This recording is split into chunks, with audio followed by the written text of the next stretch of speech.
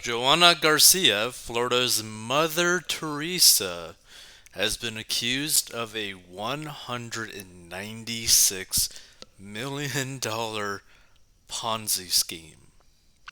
So, a South Florida woman known as Mother Teresa in her community has been accused of running her business as a lucrative Ponzi scheme that scammed close to $200 million. So, Joanna M. Garcia of North Lauderdale allegedly defrauded over 15,400 investors. That's crazy. Through her company, MJ Capital Funding LLC, NPR reported Tuesday. So, founded in 2020, so basically barely 2 years ago, MJ Capital pledged to connect investors with small businesses through Merchant Cash Advance, or MCA. Described as a hardworking woman that has her priorities in line in her company bio, Garcia boasted of being a down to earth businesswoman who helped regular people generate wealth, and she was even referred to as Mother Teresa in her community. The ruse started to fall apart in April 2021 when a website emerged accusing MJ Capital of running a Ponzi scheme. Garcia sued the anonymous whistleblower for defamation and continued to collect money from investors through August 2021 when the Securities and Exchange Commission filed a formal complaint against the company. So, in the document dated August 9th, the SEC alleges that MJ Capital used investors' cash to fund outside annualized returns of 120% to 180%, while company higher ups squirreled away investments for personal excursions and luxury goods. So, keep this in mind, right? The SEC alleges that MJ Capital used investors' cash to fund outside annualized returns of 120% to 180%, meaning that they were basically trying to guarantee their investors that they were able to kind of like trick into putting money into their fund of a 120 to 180% return. Okay? That is more than doubling your money. Like, do you realize how absurd this actually is, right? To put into perspective, barely any hedge funds, barely, beat the S&P 500. And actually, I don't think any of them actually really beat the hedge fund except for maybe one. And it's like not consistent, but it's here 1 year beat it, and then like the rest of the years not beat it, right? So yeah, like this is like it's so high that it's actually kind of almost comical, right? It's basically like the equivalent of me telling you like, hey, if you give me $1, I will give you $2 back, right? And then some, like $2 and a few cents, right? That's pretty nuts. Like that's honestly crazy. So it really comes down to greed, right? They were able to trick 15,000 plus people because of greed. Greed on the capital funding side, MJ Capital Funding side, right? And the people who put money into it because they truly believe that they could easily double their money, which is insane, right? So, in addition to using new injections of money to satisfy existing investors, the SEC claims that MJ Capital used unlicensed brokers and sales agents to sell unregistered securities. And a federal judge responded to the filing by freezing Garcia's corporate assets and ordering them into receivership. Now, while Garcia waits further investigation, the case against MJ Capital got new fodder last Tuesday when the SEC filed a second complaint against Pavel Ruiz, a company board member. The SEC argues that Ruiz, 29, played a significant role in perpetuating the PONZI scheme.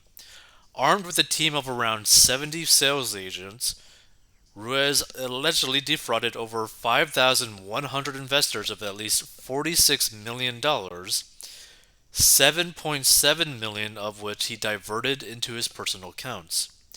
According to the SEC, Ruiz used some of the pocketed money to purchase a luxury car and crypto assets. The same day as the SEC complaint was released, the U.S. Attorney's Office for the Southern District of Florida charged Ruiz with conspiring to commit wire fraud. Now, it is unclear if Garcia, who is not named in the federal case, will face similar charges as well. If convicted, Ruiz faces up to 20 years in prison. And as of last week, both Garcia and Ruiz had reached partial settlements with the SEC, delaying monetary penalties until the conclusion of any criminal proceedings. So Ruiz is currently free on a $250,000 bond, and the MJ Capital scandal is merely the latest in a disturbing string of similar cases, some of which saw investors scammed out of hundreds of millions of dollars.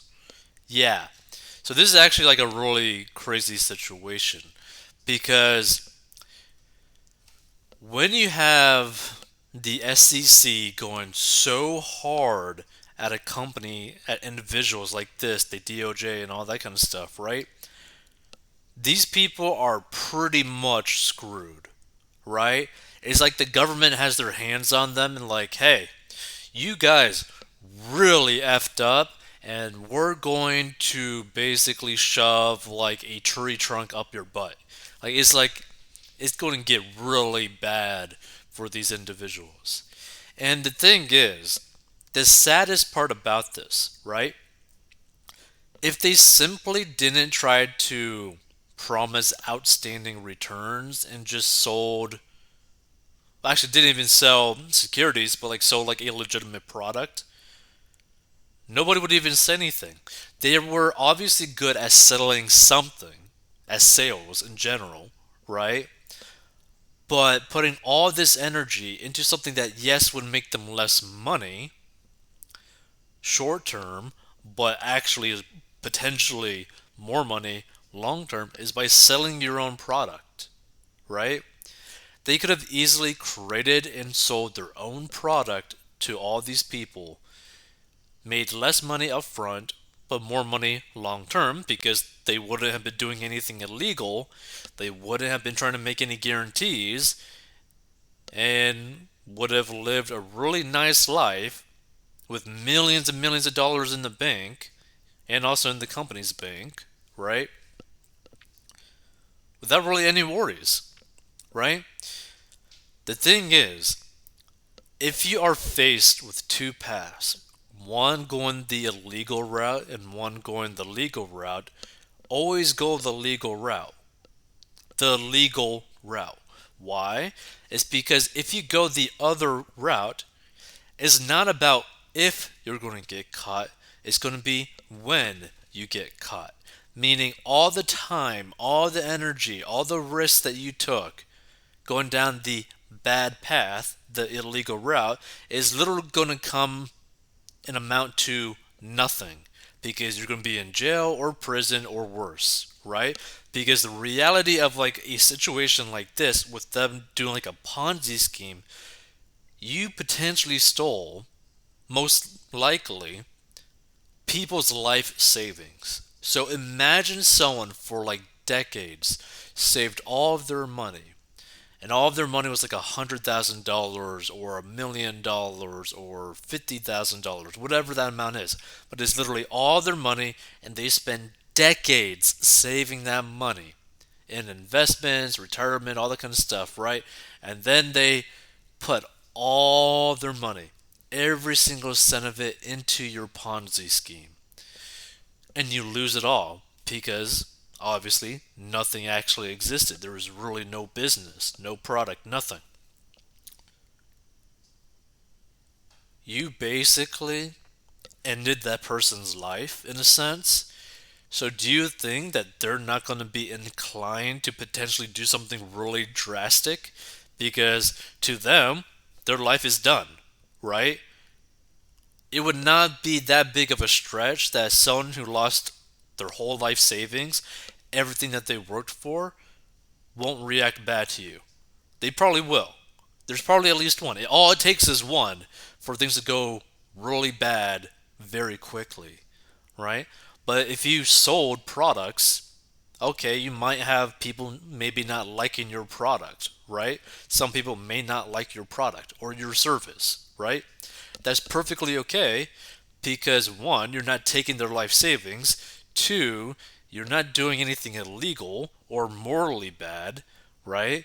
You just are simply selling something that is not right for that individual. That person might have a bad day, but they're not going to lose their life. They're not going to lose their life savings, right? So just go down the legitimate path and don't get involved in things like this, right? I think people get so caught up in like the Wolf of Wall Street type of thing, where like, oh, making millions and millions of dollars super quickly, doing whatever I can to make that kind of money, no matter who it actually affects, right? But the thing is, like, you can still do all of that by going a legal route, by going the legitimate route, so that in the next 10 years, 20 years, you can still be doing it and still be making a lot of money, right?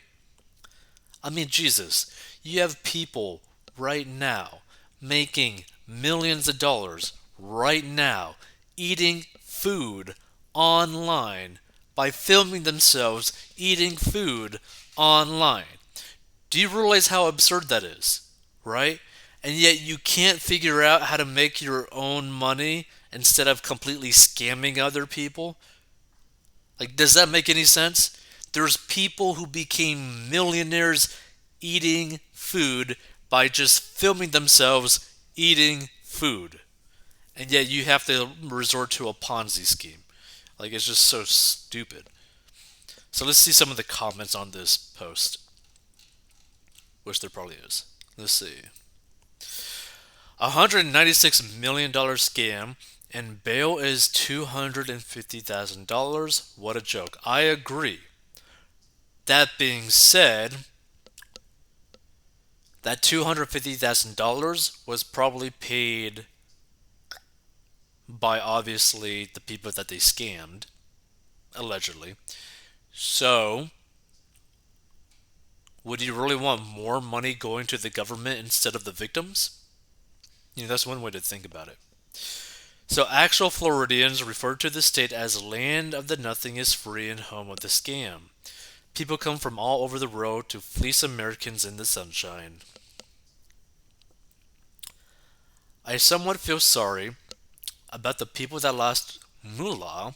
However, I am not 100% with them, and here's why. Ponzi schemes' main attraction is that they promise above average returns, aka the 120 to 180% returns. Typically over 15%, this person says, when the best investment funds only return 10% with most at 5. So folks, if it sounds too good to be true, it probably is. Greed always gets people in the end. And here's the thing. They were paying people out with returns between 120% to 180%. Not 12% to 18%, 120% to 180%. So Otis conning the road, greed on both sides. Roger that, takes two to tango. They were busy bees if they scammed investors out of almost 200 million bucks in a year or so. Too bad they didn't apply that kind of drive and initiative to something that was legal. If something looks too good to be true, it usually is. And so here's the thing, right? So let's actually just do like a little bit of math. So let's see. I'll bring up a calculator. So they allegedly scammed about $196 million, right? And they had allegedly defrauded 15,400 investors, right? So that means on average, investors only put about $12,727 each, right? On average, right? Like that's like the broken amount. Now, obviously, there's probably some people that only put like a couple $1,000s. There's some people who only put a couple $100s, but there's also people who probably put in like millions of dollars, right? Like I'm telling you, like literally their life savings. So it might sound like they need like crazy amounts of money from each person, but that's not really the case, right? Technically speaking, they could have done this by selling like a $13,000 product. Like they could have done something like this. And this is what I'm saying. You could have literally sold a legitimate 12,000 to 13,000 product. A legitimate product, right? Could be basically about anything as long as it's like an actual product, right? Where you're actually delivering it to someone, but you're not promising them like 120 to 180% returns. Maybe you're teaching them about the stock market, right? Maybe you're teaching them about real estate. Maybe you're teaching them how to get a certification or something, or actually giving them a certification in something, right? Like you could make this type of money legitimately. They could have made this money legally instead of going the bad route. Like it doesn't even make sense to me like why people go down this route of doing it illegal because you're spending so much time, so much energy, so much money doing it the bad way only to get caught and basically lose your whole life for the rest of your life, right? Literally decades of your life. For what? For like 4 years, 2 years. Technically, this was only like made in like 2020. So for like 2 years of living the craziest life probably possible, you basically said goodbye to quite literally potentially 70, 80 years of your life in a jail cell, right? Or 20 years depending on the charges, right? 2 years for 20 years? Does that make sense? Are you really willing to do something like that? Like, it's just so stupid. By the way, if you want to learn how to get out of debt and master your money, go down below or go to 40ambox.com. Now, that is an actual product. You could like it or not like it, but that is an actual product, right?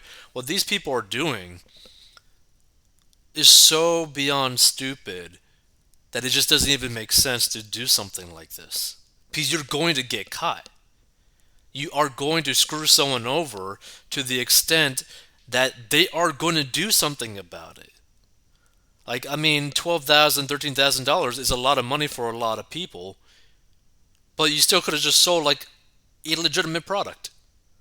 Like, it's just so hard for me to understand why people would go down the illegal route for really no reason. Like, to me, there's no reason to do something like this at all.